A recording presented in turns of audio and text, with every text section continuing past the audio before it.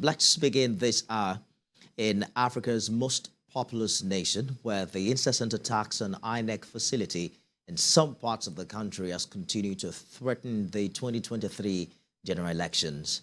Now, the chairman of the Independent National Electoral Commission, Mahmood Yakubu, is asking the National Assembly to pass a resolution classifying INEC's buildings nationwide as high security and priority facilities.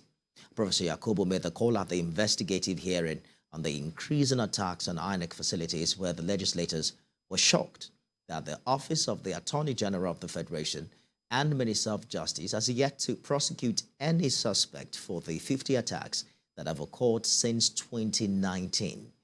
National Assembly correspondent Joke Adisa reports. Umpire has suffered untold hardships occasioned by deliberate and calculated attacks against its offices and personnel. As of December the 12th, the Commission had recorded 50 of such attacks, devoid of natural disasters and election-related violence. And as the 2023 general election advances, there are increasing concerns the situation may not improve, and this has prompted an investigative hearing. If we don't apprehend, prosecute, and punish, they will just think that you can just go to INEC offices and destroy and just get away. The Speaker of the House is represented here. He charges security agencies to intensify intelligence gathering in order to nip premeditated attacks in the board. Major work here will have to be done by the police and DSS to protect these critical infrastructures, and so also to give them the confidence to be able to go out and conduct this election. INEC is determined to conduct the 2023 general election, but says if the recurring attacks are not curtailed, this may jeopardize its efforts. We are determined that nothing should stop the 2023 general elections from going ahead. But we need the support of all Nigerians to ensure that we stop these malicious attacks on our facilities. We can't keep replacing the lost or damaged facilities endlessly. Security agencies blame politicians, IPOB, and other secessionist groups for the serial attacks, just as the civil society community underscores the need for increased intelligence gathering. We are grossly overwhelmed, and in fact, the manpower, we are understaffed.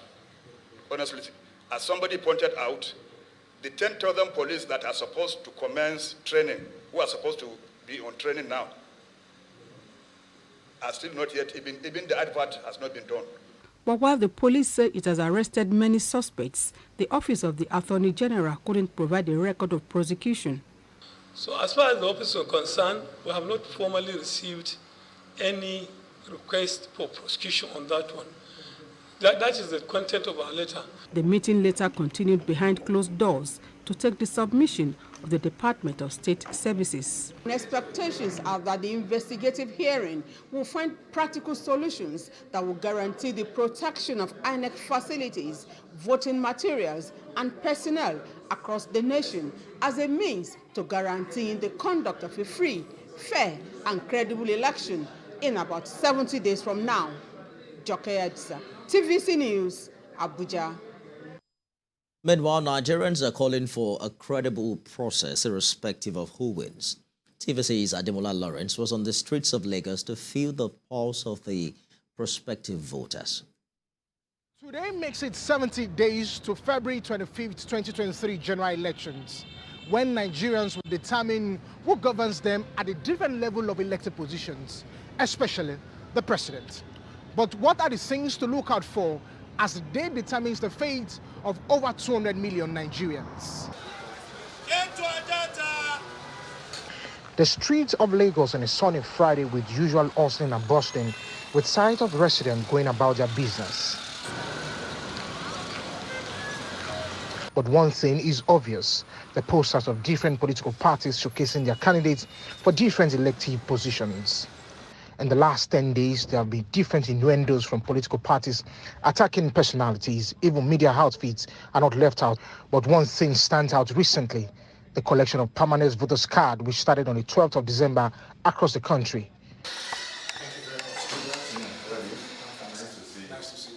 In an exclusive interview with the resident Electoral Commissioner, Lagos State, PVC collection in the state has been encouraging, with over 20,000 persons collecting in the last 4 days. State is even the leading state in Nigeria for today.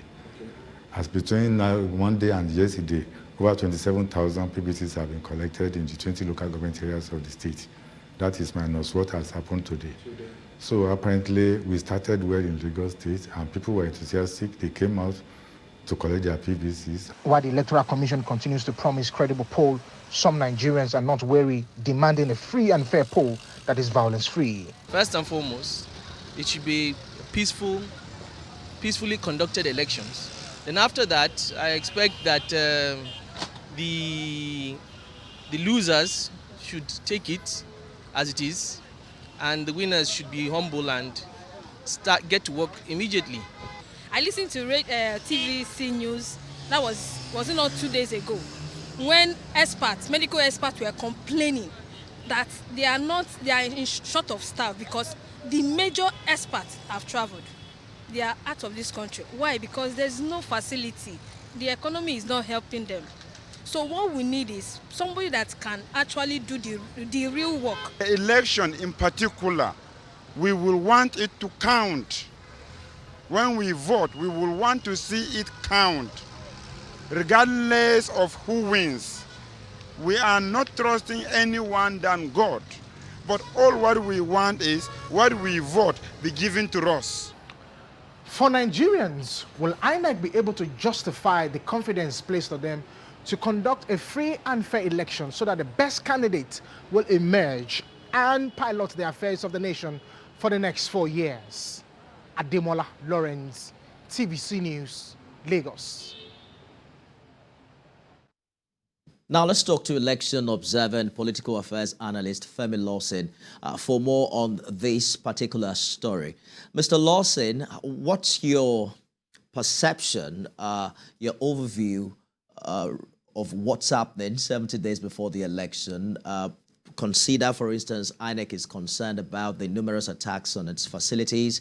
It's now approached the National Assembly asking that its offices are classified as high security and priority facilities. Talk to us about how we're faring now compared to previous elections that you've observed in Nigeria. Thank you for having me. I think first and foremost, we must commend INEC for the job done so far. If you look at INEC's preparation, you want to agree with me that INEC has been, very, doing so much as far as preparations are concerned. There have been series of stakeholders engagement. There have been series of, preparation in terms of logistics and training of personnel and other partners in the election, the security agencies, the media, and the civil society. But unfortunately, the security concerns of INEC are such that I feel are born out of our failure as a country, not as a failure of INEC. Because over the years, every election year, we see people perpetrating violence prior to the elections, even on election days, and sometimes after the election. But as we speak, how many of these offenders have actually faced the consequences of their actions? Have actually, been convicted for this, crime that have been committed against our democracy. It has become a norm for political thugs, for, bandits and all sort of criminals to attack, election facilities, to attack election observers, to attack election officials and get away with it. And that is why we're experiencing what is being seen now as attacks against INEC. So beyond increasing security presence around INEC infrastructures and facilities, I think what is more important for us to do as a country is to criminalize every form of electoral violence. We must make it criminal for anyone to attack election officials, to attack INEC infrastructures, and to attack, Nigerians who are, performing their civic duty of voting. I hear you, Mr. Lawson, but it's absolutely one thing to arrest these perpetrators. From what we're learning from the attorney, from the office of the Attorney General of the Federation, they haven't even prosecuted a single soul since 2019. On the other side, police is saying we're making arrests. So what are we missing here? That is what I call the failure of the state, the failure of the country. Why would you arrest an offender and not prosecute? That means you leave them to walk freely on the street and possibly to commit more of these crimes. There must be, fundamental laws that has to be put in place that will criminalize, this, this act of electoral violence. It is not just enough to arrest. You can easily arrest, but understand that you can arrest someone and you cannot detain beyond 24, 48 hours in some cases without trying. On that basis, these people get freed on bail and they are back to the street. So we must look at how the Office of the Attorney General and every other stakeholders will work with the National Assembly to make laws that will criminalize electoral violence, that will criminalize attack on election officials, on election, on INEC infrastructures, and people performing their civic duties. So INEC offices are now open for prospective voters to collect their PVCs. You just heard from the rec in Lagos saying that some over 20,000 PVCs have been given in the past few days. But it's one thing to have your PVC, it's another thing to be voting right. There's a lot of bricklaying right now, characteristic of pre-election year. But how much of the issues would you say we're talking about, and how well would you say these electors are being educated to know the right person to cast their ballot for? Well, Nigerians, from my assessment, are prepared, and this election will be witnessing, a large number of, first-time voters. If you go by the statistics that are coming out from the last registration done by INEC, I think Nigerians are enthusiastic. A new generation of voters are going to be emerging in a very huge number, and it is to tell you that beyond what we have seen in the past, as far as how enthusiastic our people are about this election, a lot of Nigerians are going to be turning out to participate in this election. It is very clear from, of course, the assessment on the street, from the assessment in the communities, from the assessment even in the media. A very huge population of first-time voters are going to be coming out to vote in a manner that we have not experienced before. Indeed, interested days ahead, and also considering the fact that it's the first general election we're having with the new Electoral Act.